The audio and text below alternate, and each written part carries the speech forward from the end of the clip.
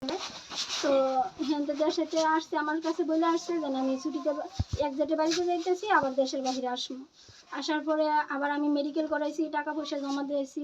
দেওয়ার পরে আমি বাড়িতে এই দেশে থাকি। আমি শুনছি ও বিয়ে করছে, বিয়ে করলে হচ্ছে যে আমি বাড়িতে আসতেছি, বা তারপর গার্জেন আছে, গার্জেনের সাথেও আমি বলছি যে আমি বাড়িতে আসতেছি, তো আপনার এটার সমাধান কি দিবেন আমার দেন। তারপর কাছে ফোন দিছি, তারা 2 দিন কথা বলছে, বলার পরে আমার আর ফোন ওঠা নাই না, ওঠানোর পরে আমি বলছি যে আমি দেশে আসতেছি। তো আমার 2 মাস দেরি হয়েছে, আমার কোম্পানিতে তো ছুটি দিতে হইব। ছুটি নিয়ে আমি বাড়িতে আসছি। আসার পরে মনে করেন এই নিয়ে আমি আইসে বসে রয়েছি রাস্তার মধ্যে, তারা বাড়িতে আমার নিব না। আমার গার্জেন আনতে হইব বা আমার ফ্যামিলিতে লোক আনতে হইব, আর আমার ফ্যামিলিতে লোক নাই। আমার আব্বু বিদেশে থাকে। আসার পরে এখন মনে করেন তারা বলতেছে আমি আইনের সহযোগিতা নিতাম। তখন আমি বলছি যে ঠিক আছে, আপনারা যে সিদ্ধান্ত দেবেন আমি সেটা মেনে নিচ্ছি। এখন আপনি কি চান? আমি চাই আমি এখানে সংসার করবো। আমি টাকা পয়সা দিছি, আমি ঘর বাড়ি করছি, আমি সব করছি, আমি সংসার করবো এখানে। তার মানে আপনার দাবি যে বাসা বাড়ি করতে সব আপনার টাকা? সবটা আমার টাকা দিয়ে, ওইটা এর ডকুমেন্টও আছে আমার কাছে। ওইটা একটু খুইলা বলেন যে আমি যা টাকা পাঠাইছি এটা দা বাসা বাড়ি করছে, আমি এটা চাই। হ্যাঁ বলেন। হ্যাঁ, আমি যা টাকা পয়সা দিছি, ঘর বাড়ি করছে, সবকিছুর আমি আছে। কতদিন যাবত বিদেশ করতেছেন? আমি 7 বছর। বিয়ে করছেন কতদিন আগে? 2021 এ বিয়ে করছি। কিভাবে ওনার সাথে পরিচয় হলো আপনার? আমি হসপিটালে কাজ করি, ও বড়দিয়া কাজ করতো। কোন দেশে? সৌদি আরব। আচ্ছা, ওইটা একটু বিস্তারিত বলেন। ওইটা একটু বিস্তারিত বলেন, কিভাবে আপনার গল্পটা বলেন, আপনি কিভাবে আপনার সাথে পরিচয় হলো আর আপনি কিভাবে বিয়ে করলেন, বিবাহ বন্ধনে কিভাবে আবদ্ধ হলেন, এই বিষয়টা একটু ক্লিয়ার করেন। আমি সৌদি আরবে ওর সাথে পরিচয় হয়েছে, ও বলদিয়া কাজ করতো, আমি হসপিটালে কাজ করতাম।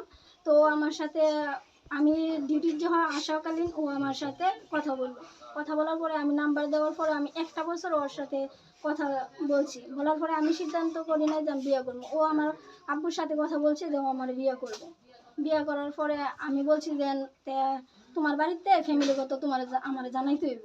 আমার আব্বু বলছে যে ফ্যামিলিগত তোমার জানা, বলছে যে আমার বাপ মারা গেছে, আমার গার্জেন হিসেবে আমি তখন বলছে যে আমি কাগজপত্র যা আছে সবকিছু বানিয়ে আনতেছি। ও কাগজপত্র যা আছে সবকিছু বানিয়ে নেওয়ার পরে আমি এইখানে 4 বছর সংসার করা হয়েছে আমার। কোথায় 4 বছর? তাবুকে, সৌদি আরব। সৌদি আরব বলেন, ওইটা একটু বলেন যে আমি সৌদি আরব 4 বছর সংসার করছি, আমরা ওখানে বিয়ে করছি, ওইটা একটু বলেন। হ্যাঁ বলেন। আমি সৌদি আরব 4 বছর সংসার করছি। আপনারা যে বিয়ে করছেন ওগুলোর কোনো ডকুমেন্টস কাবিন আছে? একটু বের করেন কাইন্ডলি ভাই। বোমগুলো একটু নিচের দিকে নামান, একটু বের করেন। মোবাইলে আছে ইয়া করা। মোবাইল আছে? আচ্ছা ঠিক আছে, আপনার কথা শেষ করেন না। ধরেন আমার প্রয়োজন নেই। আচ্ছা আপনার দাবি কি বলেন তো, এখন কি চান আপনি? আমার দাবি আমি না সংসার করব। এখন এনারা কি বলছে আপনাকে? ইনারা বলতেছে আমি আইনের আশ্রয় নিতাম। আইনের আশ্রয় নেন? ও দ্বিতীয়ত বিয়ে করছে, বিয়ে করা বলতেছে ওই মাইয়ার ইয়াটা কি, মানে আমি যে 4 বছর সংসার করছি, আমি টাকা পয়সা সব কিছু দিছি, তা আমার গতিটা কি এটা তারা কোনো ইয়ে করে না। আপনি কবে আসছেন? আমি আসছি এখানে শনিবার দিন। শনিবারে? গত শনিবারে এখানে আসছেন? না কালকে শনিবার। কালকে থেকে আজকে পর্যন্ত আপনার সাথে কি রকম আচরণ করছে এরা? আচরণ মনে করেন বাংলাদেশের মানুষ তো একজন তো এক রকমের কথা বলছে। না মানুষ কি বললো সেটা না, পরিবারের লোকজন আপনাকে কি বলছে? পরিবারের লোকে এমনি সবাই কোনো কথা বলে নাই, বা বাড়িতে তারা সবাই তালা মেরে থুয়ে গেছে। এই পরিবারের বলতে আসিল সেলিম কাকা একটু কথাবার্তা বললো যে তুমি আইনের এরিয়া যাও। সেলিম কাকাটা ওই ছেলের কি হয়? ওর চাচু। আপনি যখন এখানে আসছেন ওনাদেরকে দেখছেন? হ্যাঁ বাড়ির লোকজন?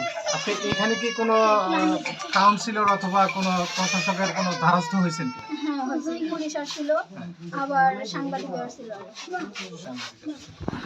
এখানে কি আপনি কোনো প্রকার আপনি কি মনে করছেন যে এখানে নির্যাতনের শিকার হচ্ছেন এরকম? নির্যাতন বলতে এটা না, আমার বাড়িতে ঢুকতে দিব না, আমার আইনগত আমার ইয়া নিতে বলছে তারা। আজকে এখানে কিভাবে আপনাকে পিছন দরজা দিয়ে মনে করেন এখানে ঢুকে গেল? দরজা দিয়ে ঢুকাই দিয়ে গেছে আমার।